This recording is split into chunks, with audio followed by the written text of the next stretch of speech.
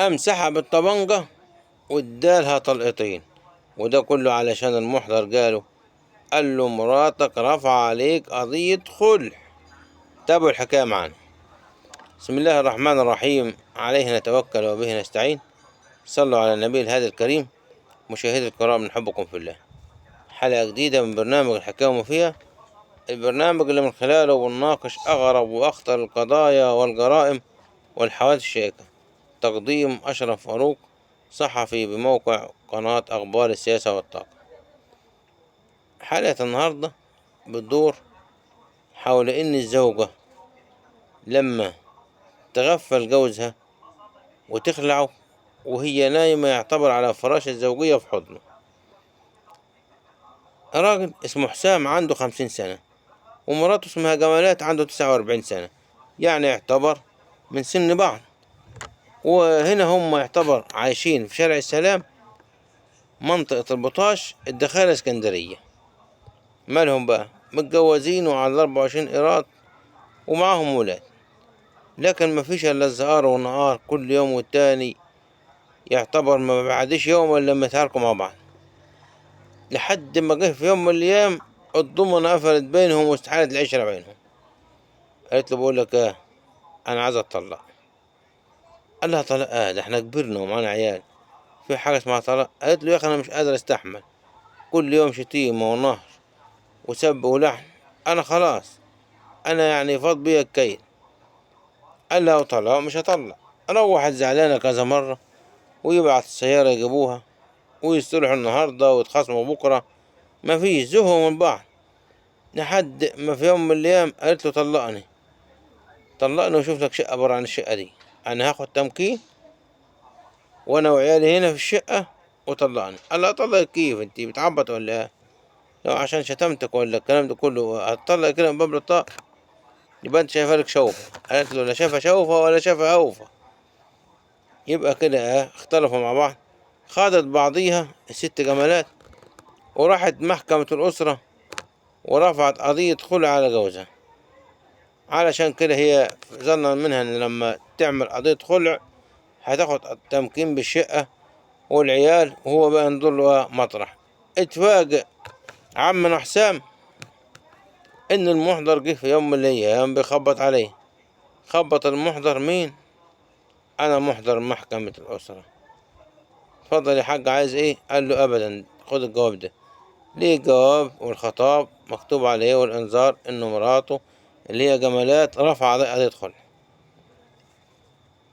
طبعا استلم الانذار والخطاب المحضر ودخل مهارول على الأوضة. مراته جنبه على السرير.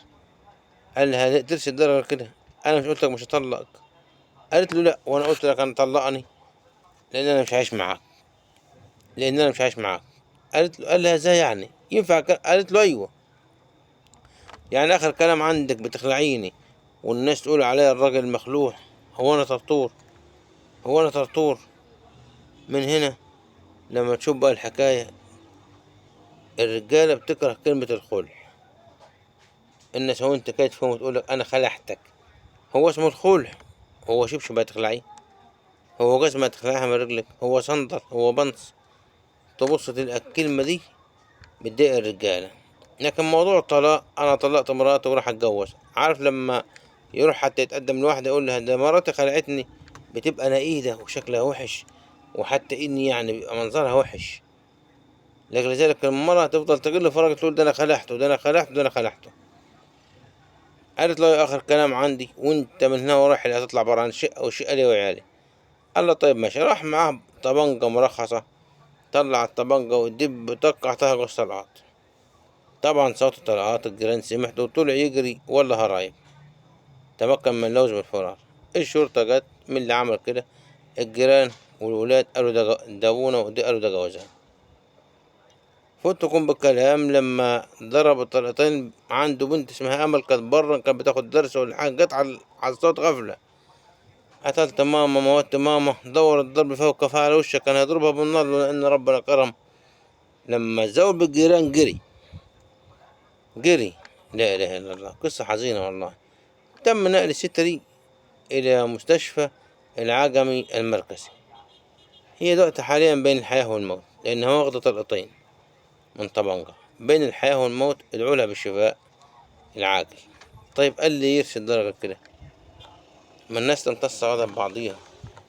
كنت صبرت يا ست جمالات، كنت صبرت شوية مثلا، لما يمكن كانت الأمور الصفت بينكم، لكن ترسل درجة كده، ترسل درجة كل يوم والتاني كده، دي يضرب ودي يدب ودي يشيل، وفي الآخر اديكم شايفين الحكاية بين الحياة والموت. طب خليها الست دي ماتت، هياخد هو أقل حاجة نهار ما يكرم القضاء يديله 25 سنة إعدام، والولاد هم اللي يتيتموا ويضيعوا في النص، ويضيعوا في النص، ويبقى البيوت وخربط والشيطان يرقص وإبليس يتكيف، لأن إبليس يوزع جنوده كل يوم وعياله ويقول له اطفشوا، اللي يقول له أنا خلت فلان سرق وخلت فلان زنى وخلت فلان غدر بفلان وخلت فلان قتل. شوف القتل أعلى المرتبة، خلت فلان سحر. وواحد يقول له خليت فلان فرق بين المرء وزوجه، يقول له أدني مني أيها الشيطان أيها العفريت. وإبليس يكبر بين عينيه ويقول له أنت الراجل، أنت اللي بالظبط، وأنت. فربنا يسترها. الناس مش مستحملة، الأزواج تمتص غضب بعضيها، والناس تعيش لله وفي الله، لأن الدنيا مفضل معانا عشان خاطر الأولاد، عشان خاطر الأولاد يعني. والمرة تبقى رقيقة مع زوجها، والزوج ما يبقاش غليظ مع مراته، وتمشي الحياة. ما قلنا قبل كده يعني الغضب ريح تهب، أوله جنون وآخره ندم. لما النبي عليه الصلاة والسلام قال أتدرون من القوي، ده قال اللي يسرع هذا واللي يضرب هذا واللي يموت هذا. قال إنما القوي الذي يملك نفسه عند الغضب. القوي والصحيح اللي يتملك في نفسه عند الغضب، أو المرة اللي تتملك في نفسها عند الغضب، دي القوية ودي الصحيح. غير كده لأ، غير كده لأ. بنا وبكم يتجدد اللقاء، دمتم في أمان الله.